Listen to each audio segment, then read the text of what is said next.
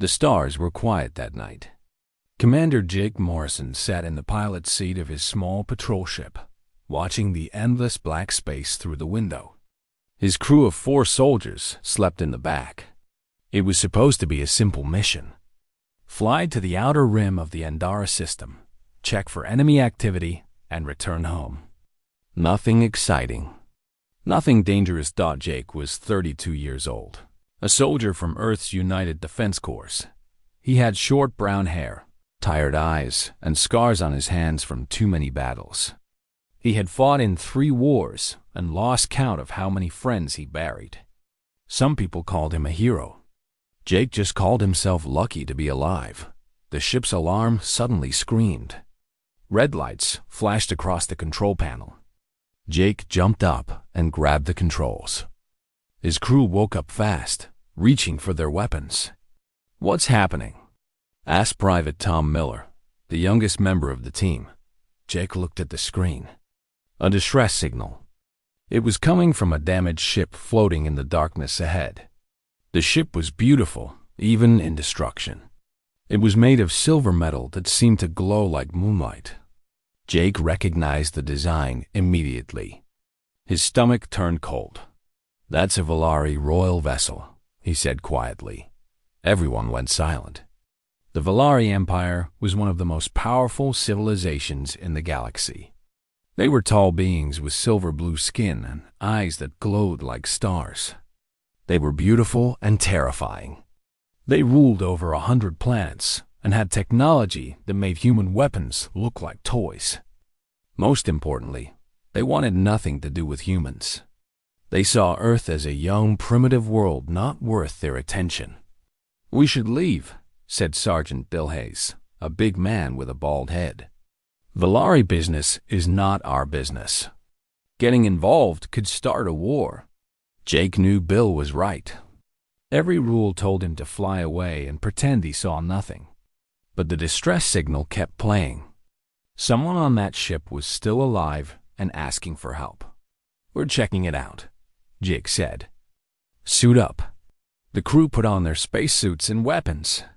Jake led them across the gap between ships, floating through the cold emptiness until they reached the damaged vessel. The hull was torn open by weapons fire. Someone had attacked this ship with heavy force. Inside, the air was thin and cold. Emergency lights flickered red. Jake moved slowly, his rifle ready. The hallways were filled with bodies.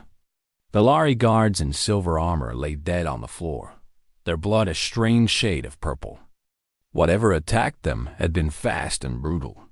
"Commander," Tom whispered, pointing ahead. "Movement." Jake raised his hand for the team to stop. He moved forward alone, stepping over broken metal and shattered glass. In the center of the ship, he found a large room that looked like a royal chamber. And there, lying against a damaged wall, was a young woman. She was Valari. Her skin was pale silver blue, and her hair was white like fresh snow. She wore a torn dress made of fabric that seemed to hold starlight inside it. A golden crown sat broken beside her. She was bleeding from a wound in her side, her breaths shallow and weak. But when Jake approached, her eyes opened. They were deep purple, like galaxies trapped in glass. "Human," she whispered. Her voice was soft but filled with surprise. "Why are you here?" "I heard your call for help," Jake said.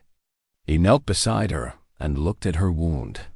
It was bad, but she would live if he acted fast. "I'm going to get you out of here." "The assassins," she said, grabbing his arm with weak fingers. "They will return. You must leave me." "Save yourself." Jake looked at her for a long moment. He had every reason to listen. She was right. This was not his fight. Saving her could bring trouble he could not imagine. But something in her eyes reminded him of every person he had failed to save before. He was tired of running. He was tired of leaving people behind. "I don't leave anyone to die," he said simply. "Can you walk?" Before she could answer, the sound of footsteps echoed through the ship. heavy boots. Many of them. Jake stood and raised his rifle. His team gathered around him, forming a protective circle around the wounded princess. 7 figures appeared in the doorway. They were tall and thin, wearing black armor with red markings. Their faces were hidden behind masks that looked like skulls. Jake had heard stories about them. The Crimson Void. They were mercenaries who killed for money. The deadliest assassins in the galaxy. "Step away from the princess, human," the leader said. His voice was cold like ice. "She dies tonight. If you walk away now, we will let you live." Jake looked at his small team. 4 humans against 7 elite killers. The odds were terrible. Any smart man would take the offer and leave. Jake raised his rifle. "I don't think so." The assassins laughed. They thought it was a joke. How could these small, weak humans stand against them? Humans lived short lives on a small planet. They were nothing. The leader stopped laughing when Jake shot him in the head. The room exploded into chaos. Jake moved faster than anyone expected. He fired 3 shots and killed 3 assassins before they could react. His team opened fire behind him, covering his sides. But Jake was already charging forward, dropping his rifle and pulling out a combat knife. The assassins were skilled. They were strong and fast. But Jake fought like a man with nothing to lose. He ducked under a blade and drove his knife into an assassin's throat. He grabbed another and broke his arm before throwing him into a wall. He took a cut across his cheek but did not slow down. Blood ran down his face as he killed the 6th assassin with his bare hands. The last one tried to run. Jake caught him at the door and ended him quickly. When it was over, Jake stood in the middle of the room, breathing hard. His hands were covered in purple blood. His team stared at him in shock. They had seen him fight before, but never like this. Never with such cold fury. The princess watched from the floor. Her purple eyes were wide with something Jake did not recognize at first. It was wonder. "You fight like you have nothing to lose," she whispered. Jake walked back to her and knelt down. He gently lifted her into his arms. She was light, like she was made of air and starlight. He looked into her eyes and gave her a small, tired smile. "I have everything to lose," he said. "That is why I fight." He carried her back to his ship. Behind them, the royal vessel drifted into the darkness, filled with the bodies of those who thought humans were weak. They were wrong. The princess told Jake her name was Lyra. She was the youngest daughter of Queen Sereth, ruler of the Valari Empire. She had been traveling to a peace meeting when the assassins attacked her ship. Now she was lying on a small bed in the medical room of a human patrol vessel, being treated by soldiers who had no idea how to heal alien wounds. Jake did his best. He cleaned her injury and used the medical supplies he had. The wound was deep, but Valari healed faster than humans. Within 2 days, Lyra could sit up and talk. Within 4 days, she could walk slowly around the ship. The journey to her homeworld, the Zara Prime, would take 3 weeks through dangerous space. Jake sent a message to Earth Command explaining the situation. They told him to complete the mission and avoid trouble. Easy to say from a comfortable office far away. Lyra was curious about everything. She had never been on a human ship before. She touched the metal walls, studied the simple controls, and asked questions about things Jake thought were boring. Why did humans eat cooked food? Why did they sleep so many hours? Why did their ships make so much noise? "Your technology is very basic," she said one evening. She was sitting in the pilot room with Jake while his crew rested. "But there is something beautiful about it. It is honest, simple." Jake smiled. "We are a young species. We only started traveling in space 200 years ago." 200 years, Lyra repeated softly. She looked at him with those purple eyes. "The Valari have ruled the stars for 20,000 years. Yet in 200 years, Your kind has spread across 3 systems. You build fast. You grow fast. You fight fast. She paused. My people are afraid of that. Afraid of us? Jake laughed. You could destroy Earth in a day if you wanted. Yes, Lyra said. But we look at humans and see something we lost long ago. Fire. Hunger. The will to survive no matter what. My people have become comfortable. Soft. We have everything. So we want nothing. She looked at Jake's scarred hands. You still want. You still fight. That is why you are dangerous. Jake did not know what to say. No one had ever called humans dangerous before. Not in a serious way. As the days passed, something changed between them. Lyra stopped seeing Jake as just a primitive human. Jake stopped seeing her as just an alien princess. They talked for hours about their worlds, their families, their dreams. Lyra told him that she wanted peace between species, that she believed the Valari should help younger civilizations instead of ignoring them. Her mother disagreed. The queen believed that mixing with other species would make the Valari weak. That is why they tried to kill me, Lyra admitted one night. I have enemies in my own court. People who think I am a threat to our traditions. The Crimson Void, Jake said. Who hired them? I do not know. Maybe someone in the court. Maybe someone in the Crimson Void itself. They are more than just killers. They are a cult. They want to bring chaos to the galaxy. Jake nodded slowly. This was bigger than he thought. He was not just carrying a princess. He was carrying a target. The first attack came a week into the journey. Space pirates found them near an asteroid field. 3 enemy ships surrounded Jake's small vessel. They demanded he hand over the princess for a large reward. Jake answered with his ship's guns. The battle was short but violent. Jake flew through the asteroids like a madman, dodging fire and returning it twice as hard. His crew worked together perfectly, shooting down 2 pirate ships while Jake crashed the third into a giant rock. When the dust settled, the pirates were dead, and Jake's ship had only minor damage. Lyra watched from the back of the pilot room. Her heart was beating fast, but not from fear. She had seen Valari commanders lead battles from safe distances, giving orders through screens. Jake flew into danger himself, laughed when lasers nearly hit him, and won through pure madness and skill. You are insane, she said when it was over. Jake grinned at her.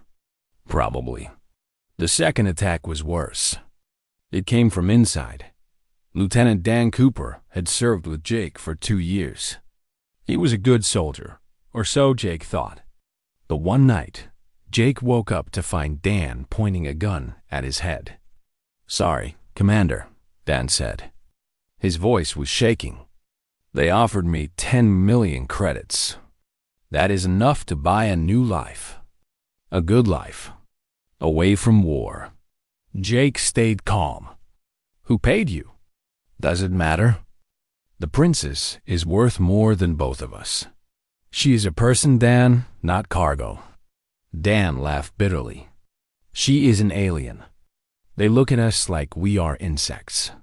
Why should I die for her? Jake looked at his former friend. He saw fear in Dan's eyes. Fear of death. Fear of poverty. Fear of a future with nothing. Jake understood that fear. He had felt it many times. But he had learned something important in his years of fighting.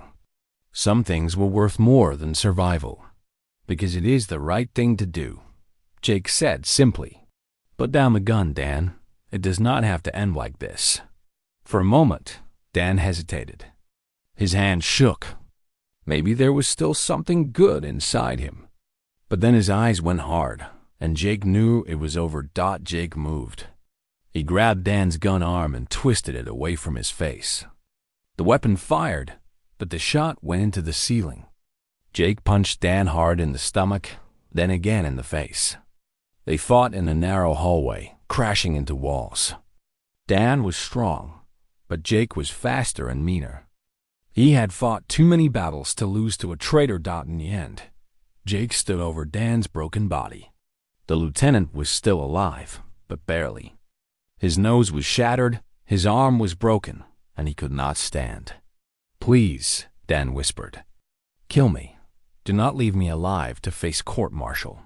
Jake looked down at him with cold eyes. "Death is too easy. You will live with what you did." He left Dan on a small moon outpost with enough food and water to survive until rescue came. The other crew members said nothing. They had trusted Dan too. Now they only trusted Jake. When Jake returned to the ship, Lyra was waiting for him. Her face was filled with emotion he could not read. Before he could speak, she stepped forward and touched his cheek gently. Her fingers were cool against his skin. "You were hurt," she said softly, looking at a bruise near his eye. "It is nothing. You could have killed him. He deserved death." "Maybe," Jake admitted. "But killing him would not change anything. He will live with his shame." "That is worse." Lyra stared at him for a long moment. Her purple eyes seemed to glow in the dim light. "My people think humans are simple creatures, animals with technology. But you are something else. Something more." Jake did not know how to respond. So he just nodded and went back to flying the ship. 3 weeks after leaving the destroyed royal vessel, they finally reached the Sara Prime. It was the most beautiful planet Jake had ever seen. The surface glowed with silver and blue light, covered in crystal cities and endless gardens. A fleet of massive warships surrounded them within seconds, their weapons pointed at Jake's tiny patrol ship. "Do not worry," Lyra said. "I will speak to them." She contacted the fleet and identified herself. Within minutes, the weapons powered down. They were given permission to land. As Jake prepared to dock, Lyra came to stand beside him. She was wearing a new dress she had made from spare fabric. She looked like a princess again, not a wounded survivor. But her eyes were sad. "Will you stay?" she asked quietly. "On the Sara Prime? My mother will want to meet the human who saved her daughter." Jake shook his head slowly. "I am just a soldier, princess. Your world is not meant for someone like me. I do not belong in crystal palaces with alien queens." Lyra's face showed pain, but she nodded. "I understand." The ship landed on a golden platform. Velari guards in shining armor surrounded them. Lyra walked to the door and stopped. She looked back at Jake one last time. "Thank you," she said, "for everything." Then she was gone, swallowed by her own people, her own world. Jake watched her disappear into a crowd of silver-skinned nobles who looked at him with cold curiosity. He thought that was the end. He was wrong. Jake returned to Earth expecting a quiet life. He had completed his mission. He had saved the princess. Now he wanted to rest, maybe take some time off, and forget about the strange feelings he had developed for an alien woman he would never see again. But the universe had other plans. 1 month after returning home, Jake was called to the headquarters of the United Defense Corps in New Chicago. He expected a debriefing, maybe a medal, maybe some boring paperwork. Instead, he found a group of Velari standing in the meeting room. There were 5 of them, all wearing flowing robes of silver and gold. They were tall and beautiful, with cold eyes that studied Jake like he was an insect under glass. The leader was an older female with white hair and a face like carved ice. She held a scroll made of strange glowing material. "Commander Jake Morrison," she said. Her voice echoed in the room like music.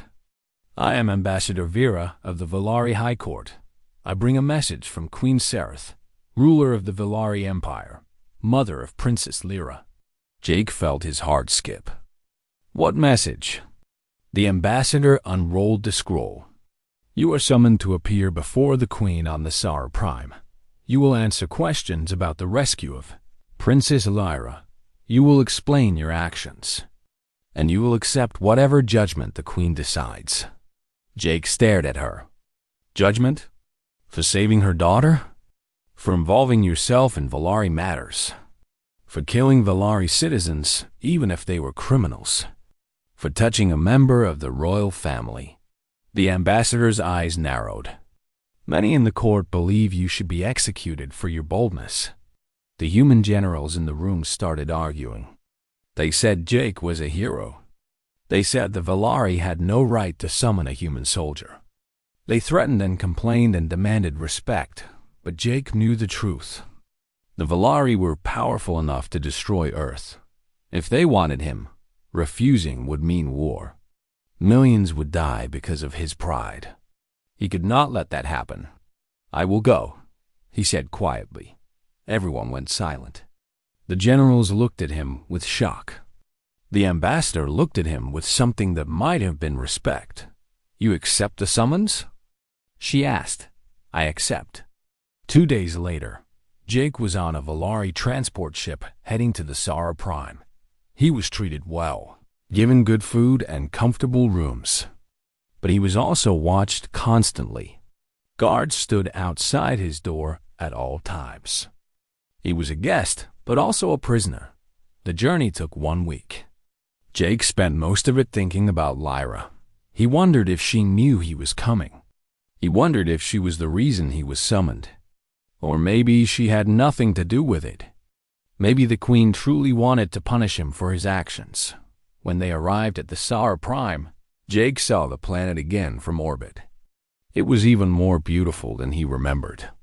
Crystal towers reached toward the sky. Rivers of silver light flowed between floating islands. Gardens of alien flowers bloomed in colors that did not exist on Earth.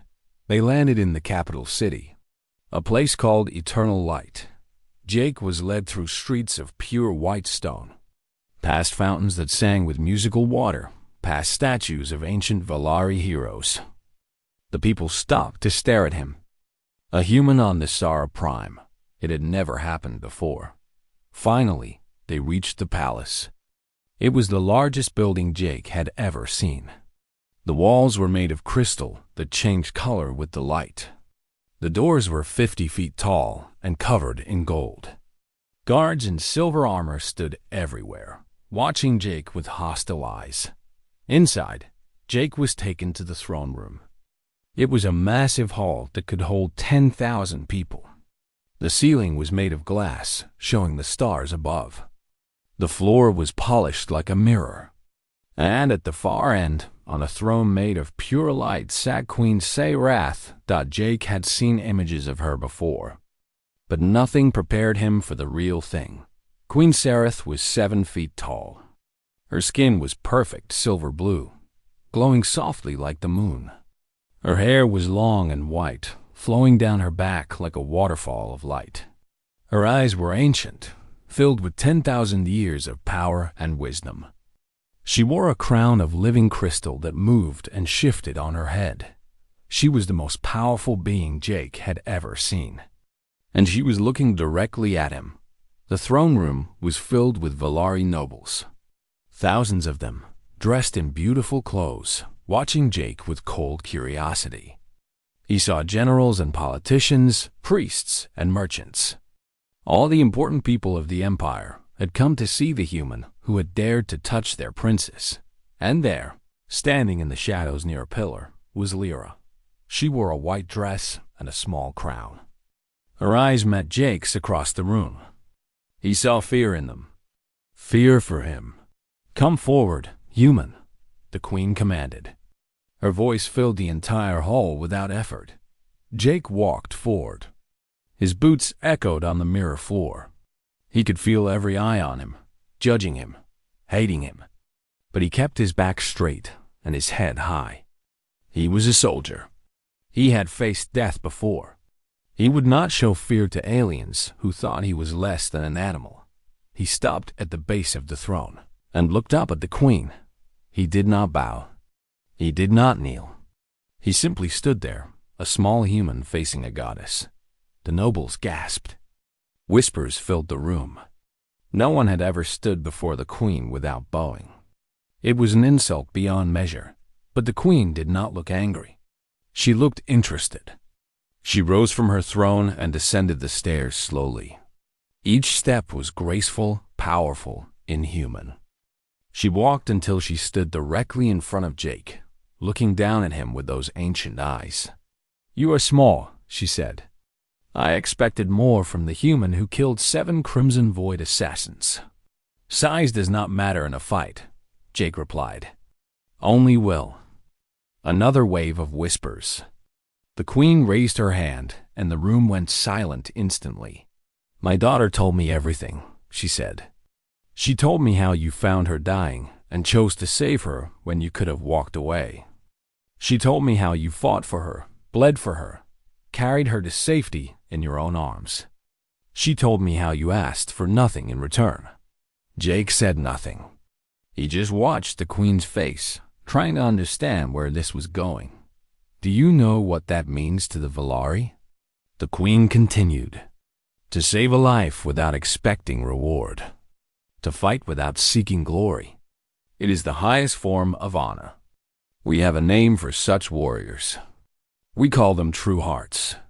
She began to circle Jake slowly, examining him from every angle. Her eyes missed nothing. The scars on his hands, the way he stood, the strength hidden in his simple body. "I have lived for 10,000 years, she said. "I have seen empires rise and fall. I have watched species be born and die. In all that time, I have never met a Valari male with the courage you showed on that ship. Our men have grown weak. They hide behind technology and tradition. They have forgotten what it means to fight for something." She stopped in front of Jake again. Her face was impossible to read. "But you, human, you remember. You carry the fire that we lost long ago. And that makes you valuable. More valuable than you can imagine." Jake felt something cold in his stomach. The queen's words sounded like a trap. "What do you want from me?" he asked. The queen smiled. It was a beautiful and terrible thing. She placed her hand on his chest, directly over his heart. Her touch was cool, like ice. Jake could feel the power flowing through her, ancient and unstoppable. "By the eternal laws of my ancestors," she declared, her voice echoing through the hall, "I claim this human as mine. From this day forward, he belongs to the throne of the Sar Prime. He is my eternal guardian. He's bound to my side forever."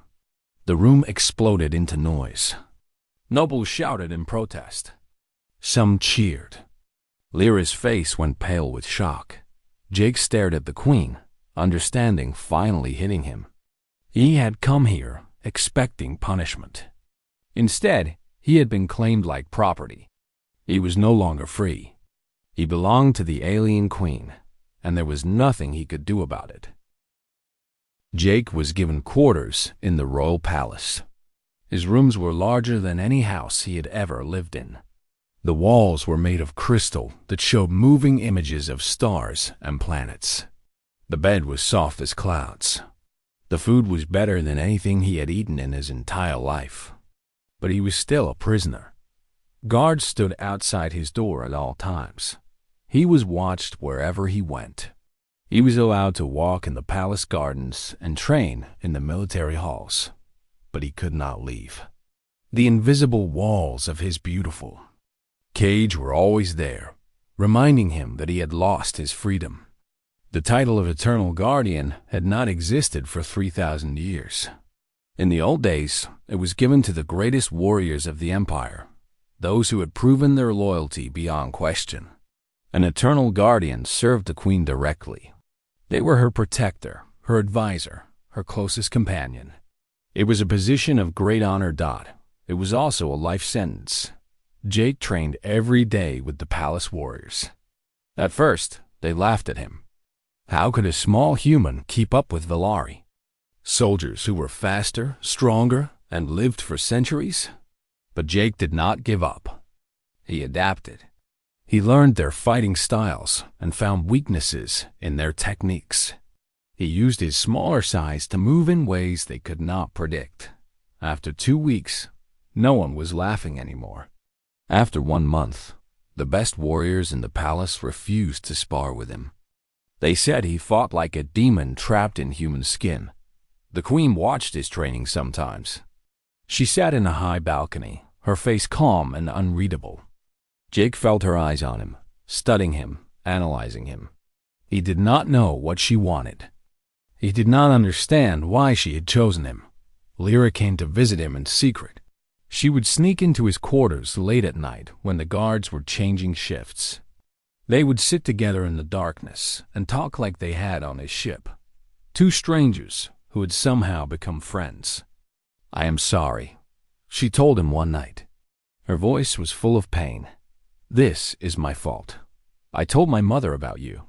I thought she would reward you, send you home with honors. I never imagined she would do this." Jake looked at her face in the starlight. Even now, even after everything, he could not be angry at her. "Why did she claim me?" "The real reason," Lyra hesitated. "My mother is ancient. She has ruled alone for 5,000 years. Her husband died long ago. She has seen our people grow weak and lazy. She fears that when she dies, the empire will fall apart." Lyra looked down at her hands. "She sees something in you. Something she has been searching for. A fire that cannot be controlled. A will that cannot be broken." "I am just a human," Jake said. "I will live maybe 80 years if I am lucky. What use am I to someone who lives forever?" "That is exactly why she values you," Lyra whispered. "Because you know your time is short. You live fully. You fight with everything you have. You do not waste your moments being careful and safe." She looked at him with tears in her eyes. "She will never let you go, Jake. She has waited too long to find someone like you." Jake felt anger rise in his chest. Anger at the queen for stealing his life. Anger at himself for not seeing this trap coming. But he pushed it down. Anger would not help him now. He needed to think clearly. As the weeks passed, Jake began to learn more about the palace. He mapped the hallways, memorized the guard schedules, and listened to the servants' gossip. He was looking for a way out, a weakness he could use to escape. Instead, he found something worse. It started with small things. Guards whispering in corners, nobles looking nervous during meetings, messages delivered in secret. Jake had been a soldier long enough to recognize the signs of conspiracy. Someone was planning something bad. He followed the trail carefully. He listened at doors and bribed servants with kindness. Slowly, the picture became clear. The Crimson Void had not given up. The assassination attempt on Lyra was only the beginning. They had agents inside the palace. They had supporters among the nobles. And their real target was not the Princess Dot. It was the Queen herself. Jake discovered that the attack was planned for the Festival of Moons, the biggest celebration in the Valari calendar. During the festival, the Queen would appear before her people in the Great Plaza. Thousands would gather to see her. Security would be stretched thin. It was the perfect time to strike. He had a choice to make. Jake could escape during the festival chaos. Everyone would be focused on the Queen. No one would notice one human slipping away in the confusion. He could steal a ship and fly back to Earth. He could be free again. Or he could stay and warn the Queen. He could help stop the assassination. He could save the life of the woman who had taken his freedom. For 3 days, Jake thought about it. He walked through the palace gardens, looking at the alien flowers and silver fountains. He watched the sunset paint the crystal towers in shades of gold and purple. He thought about Earth, about his old life, about everything he had lost. On the third night, Lyra found him standing on a balcony, staring at the stars. "You are planning to leave," she said quietly. It was not a question. Jake did not deny it. "The festival is in 2 days. It is my best chance." Lyra stood beside him, close enough that he could feel her warmth. "I cannot stop you. I have no right to ask you to stay. You did not choose this life. No, Jake agreed. I did not. They stood in silence for a long moment. The stars above them seemed endless, a reminder of how vast the universe was and how small they both were. My mother is not a cruel woman, Lyra said finally. She is hard and cold because she has to be. Ruling an empire for 5,000 years. It changes you. But she saved my life once, when I was a child. She held me in her arms and told me that she would protect me no matter what. I saw love in her eyes that day. Real love. Jake thought about that. He thought about his own mother, who had died when he was young. He thought about all the people he had tried to protect and failed. He thought about what it meant to choose something worth dying for. The Crimson Void is going to attack during the festival, he said suddenly. Lyra's eyes went wide. What? They have people inside the palace. They are planning to kill your mother in front of everyone. Lyra grabbed his arm. Are you certain? How do you know? Because I have been watching and listening. Because I know what conspiracy looks like. Jake turned to face her. I found proof. Evidence. Enough to stop them if we act now. Lyra stared at him. Why are you telling me this? You could use the chaos to escape. You could be free. Jake looked at her beautiful face, at the hope and fear mixing in her purple eyes. He thought about everything she had told him. About her mother's loneliness. About her people's weakness. About the fire that humans carried inside them. Damn it, he muttered under his breath. I really need to stop saving royalty. He turned away from the stars and started walking toward the throne room. Lyra watched him go, her heart pounding with emotions she could not name. Jake walked through the silver hallways of the palace, past guards who stepped aside when they saw his face. He was not thinking about escape anymore. He was thinking about a queen who had waited 5,000 years for something to believe in. He was going to make sure she got the chance to keep waiting. The Festival of Moons filled the capital city with light and music. Millions of Velari gathered in the streets, wearing colorful clothes and carrying lanterns that floated like tiny stars. The air smelled of strange flowers and sweet food. Children laughed and ran between the adults. It was a time of joy and celebration. But inside the palace, Jake was preparing for war. He had told Queen Sereth everything. He had shown her the evidence, named the traitors, and explained the assassination plan. At first, she had not believed him. Why would a human help her? Why would a prisoner protect his jailer? Because it is the right thing to do, Jake had said simply. And because your daughter believes in you. That is enough for me. Something had changed in the queen's ancient eyes at those words. For just a moment, the cold mask had fallen away. Jake had seen the woman beneath the ruler, tired and alone after 5,000 years. Very well, she had said. We will stop them together. The plan was simple. The queen would appear at the festival as expected. She would not show fear or hide. That would only make the enemy bolder. Instead, Jake and a small team of trusted guards would watch from the shadows. When the assassins attacked, they would be ready. The great plaza was filled with people when the queen arrived. She walked onto a high platform where everyone could see her, wearing a crown of living light and robes that flowed like liquid silver. The crowd cheered for their ancient ruler, their voices rising like thunder. Jake watched from a balcony nearby. His eyes moved constantly, scanning the crowd for threats. He saw Lyra standing near her mother on the platform, beautiful in her white dress, trying not to look afraid. For 1 hour, nothing happened. The queen gave her speech about tradition and unity. The crowd listened and cheered. Jake began to wonder if he had been wrong. Then the lights went out. Every lantern in the plaza died at the same moment. The crowd screamed in sudden darkness. And from the shadows, the Crimson Void attacked. They came from everywhere. Black armored assassins burst from the crowd, from the buildings, from hidden doors in the platform itself. There were at least 30 of them, maybe more.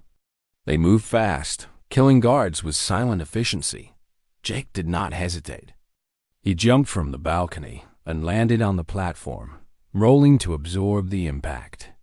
He came up with a Valari blade in each hand, weapons he had taken from the training hall. The first assassin died before he knew Jake was there. The second lasted 2 seconds longer.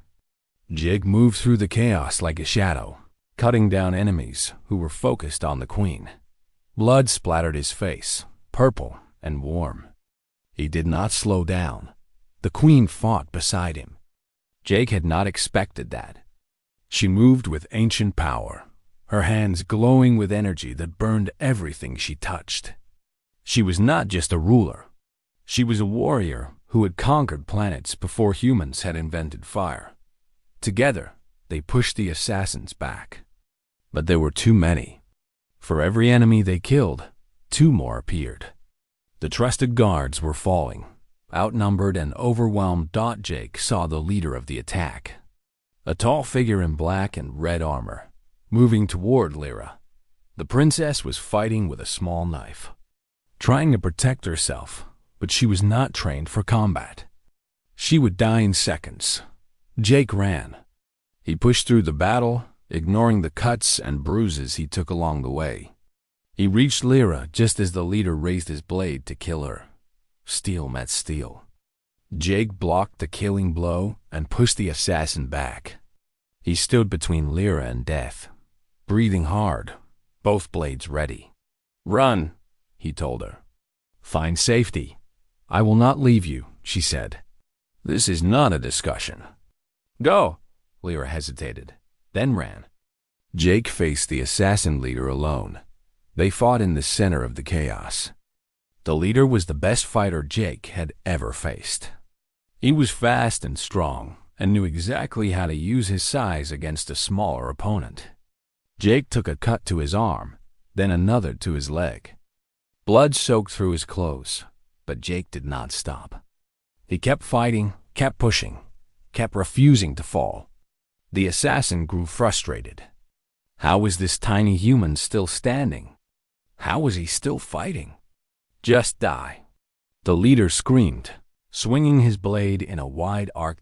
Jake ducked under the blow and drove both his swords into the assassin's chest. The leader looked down at the blades with surprise, then fell to his knees. "Humans do not die easily," Jake said quietly. "We are too stubborn for that." The leader collapsed. Around them, the battle was ending. The queen had killed the last of the assassins with a blast of energy that lit up the entire plaza. The surviving guards were securing the area.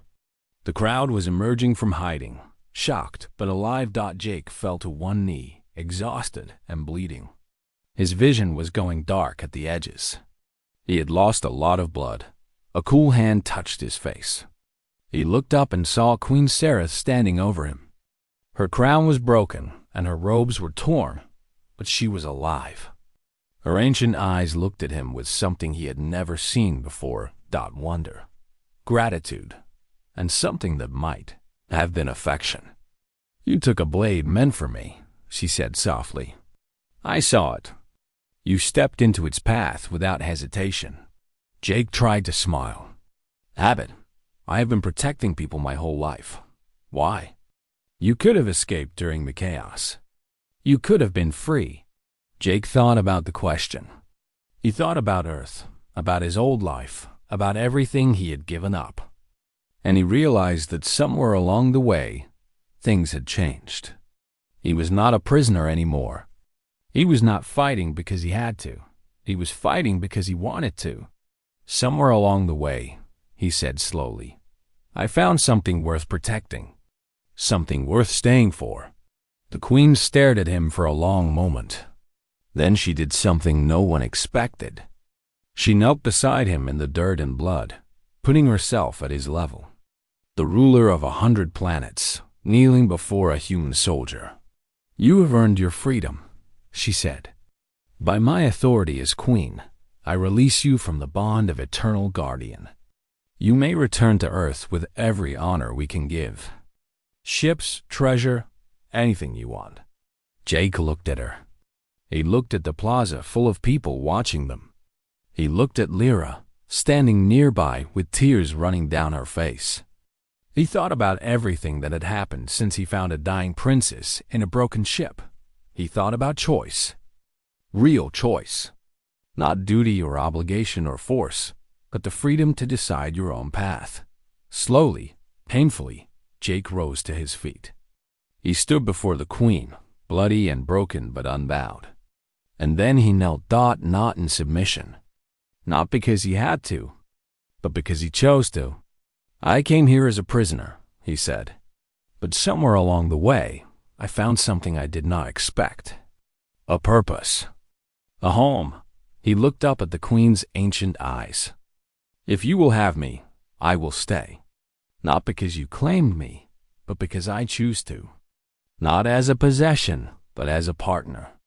I will be your eternal guardian, not by force, but by will. The queen stood slowly. Her face was unreadable. The entire plaza held its breath. Then she smiled. It was the first true smile she had shown in 1,000 years. It transformed her face from cold and ancient to warm and alive. Then rise, Jake Morrison, she said, her voice carrying across the silent plaza. Rise as my eternal guardian. Rise as the first human to stand beside the throne of the Sara Prime. Rise as a true heart of the Volari Empire. She reached down and helped him to his feet. They stood together on the platform, the ancient queen and the human soldier, facing the crowd that had witnessed everything. The cheering started slowly. A few voices at first, then more and more until the entire plaza was roaring with applause. They were cheering for Jake, for the small, weak human who had saved their queen and chosen to stay in the crowd. Lyra watched with tears streaming down her face. But they were not tears of sadness. They were tears of joy. She had brought Jake into this world, and she had feared it would destroy him. Instead, he had found his place. That night, there was a celebration in the palace. Jake sat beside the queen at the high table, still bandaged and tired, but smiling. Nobles who had looked at him with disgust now raised their glasses to him. Warriors who had mocked him now nodded with respect. Lyra came to sit beside him during a quiet moment. You could have left, she said softly. You could have gone home. Jake looked at her, at the stars visible through the crystal ceiling, at the beautiful, strange world he had chosen to make his own.